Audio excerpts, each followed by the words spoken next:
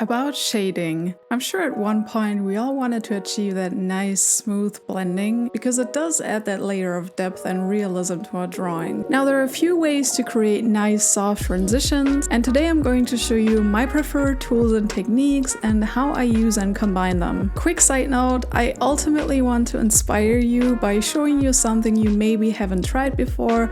I'm by no means here to lecture you about what you should and should not do, because in the end we're all different and have different preferences. That being said, I hope you will find my tips useful and maybe you can draw something out of it for yourself to incorporate in your own routine. I'm gonna dive right into the shading process with the first tool I want to talk about, which is graphite powder. So you can get one of these small containers like this, or you can even, if you want to save money, make your own graphite powder by saving your excess graphite when sharpening your pencils. This way you can create powder with your desired pencil grade, although I have to say I do like the convenience of just having the powder ready to use. So I have my sketch or line art ready to go, and what I'm gonna do now is to take a big fluffy makeup brush, dip it into the powder, and then dab it on a tissue paper to essentially remove all big, chunky, loose pigments. You can see here that if you don't remove some of the pigments, the brush is loaded and that will create a mess. Instead, it should look a bit like this. And since this is a makeup brush, I also like to think of using it a bit like makeup.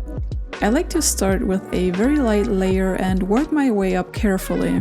If there is too much pigment on the brush, everything will just smear and not look even, like you can see with her forehead. I must have not removed enough graphite from the brush, but it's okay. It won't matter too much in the end because we will cover up most of it anyway. Sometimes it's really hard to see through the ugly stage of a drawing, but it is important to have faith and trust the process to some degree. It's just essential to know your own skills and limits and what you can and can't achieve. That way, you alone will know if you can push through something or if it's better to start from scratch. But don't get discouraged if something doesn't work 100% the way you want it. But back to the graphite powder, you can still go darker with another layer. But for me, I learned to be very careful with this since I don't want to lose my sketch lines. This is just supposed to be a nice thin layer of graphite I can work with. Essentially, you could also just use your pencil by darkening the paper with strokes and then blend it out with a tissue paper or a sponge.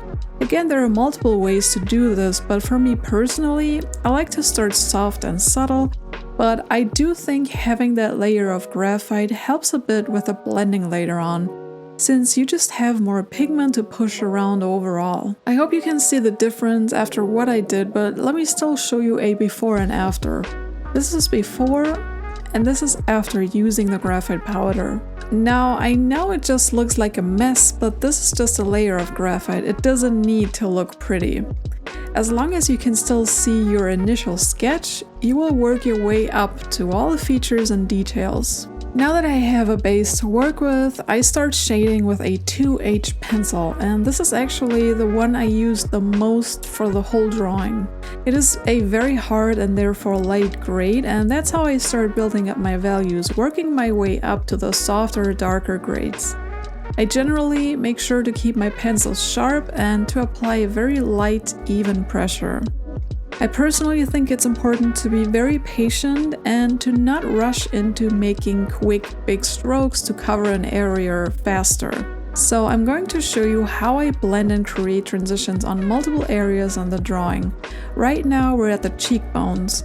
And before we even get to the blending, it's important to know that if you want to have soft, smooth transitions, you should try to use your pencil as accurately and evenly as possible beforehand. The tools can only get you so far, but if the base is streaky and uneven, even blending tools can smooth it out. Now, when I want to start blending the shadow on her cheekbones, I like to use one of my favorite tools ever. And it is, again, a makeup brush. I cannot describe to you how glad I am that I tried this out and discovered it for myself. It makes the shading process so much fun, and I never want to miss it again. Now, I see other artists using brushes as well for blending graphite, But what I notice is that they like to use very soft brushes.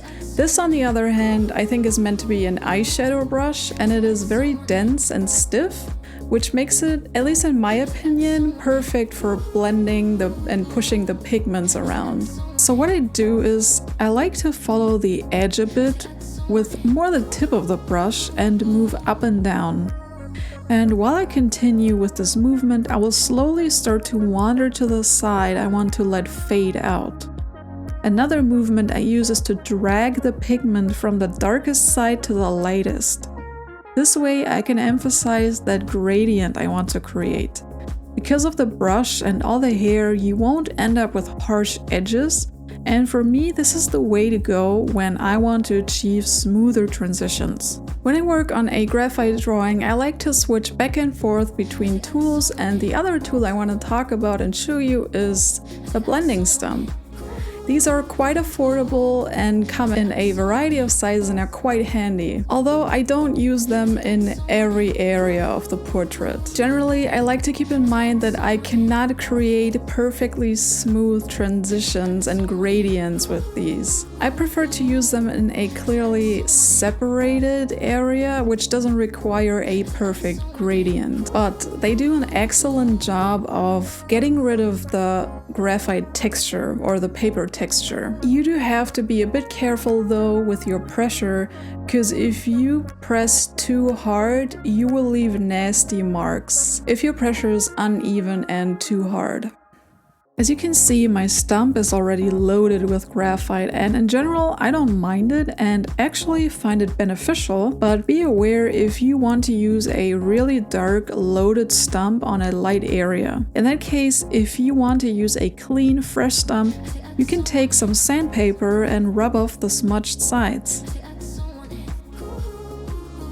I especially like to use blending stumps for the eyes because there are a lot of separated areas, for example the eyeball.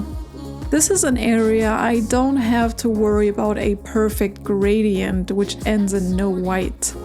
The whole eyeball is never white, and that's why I can drag the graphite I laid down all the way to the iris.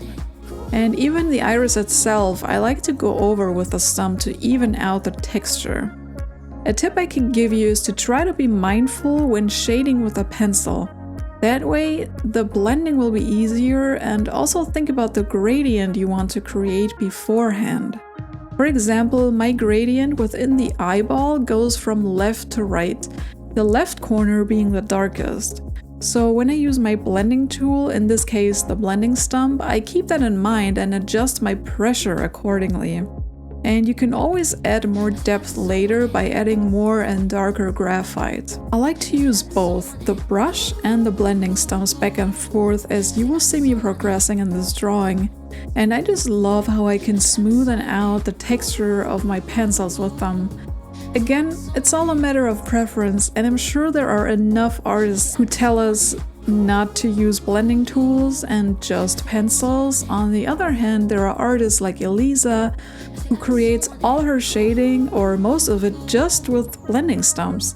And it's really cool to see how everyone finds their own way of expressing themselves with art and portraits, and what kind of techniques they implement and what they ditch. And these tips I talk about are just from my perspective, and I just know myself. I like soft, smooth blending. I'm a very precise person. I don't like scratchy, rough texture. That's just not what gives me satisfaction. But it might be totally different for you. It's just always good to try new things, and that's how you learn what you like and what you don't.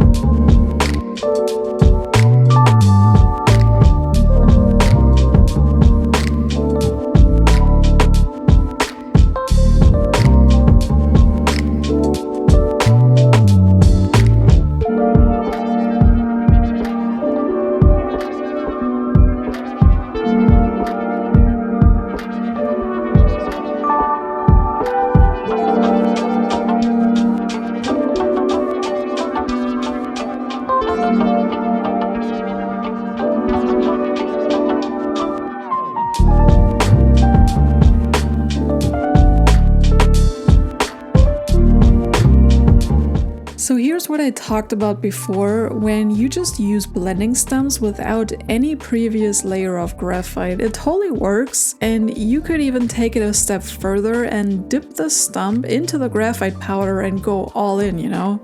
It really is up to you. One thing I want to mention though, what I noticed that if you use a lot of pressure with a blending stump, for example, you really want to smooth out an enclosed area, you might then push the paper to the limit and close all tooth. This may result in you not being able to apply more darker graphite, since the texture of the paper won't hold any more pigment. So I always like to be a bit more gentle in areas I still want to work in. Sometimes in this process it can be hard to see the difference between the blended and raw stage, so let me show it before and after I use the brush to blend the pigments a bit. With that being said, I hope my blending process will give you some inspiration, and now you can enjoy the rest of the drawing process.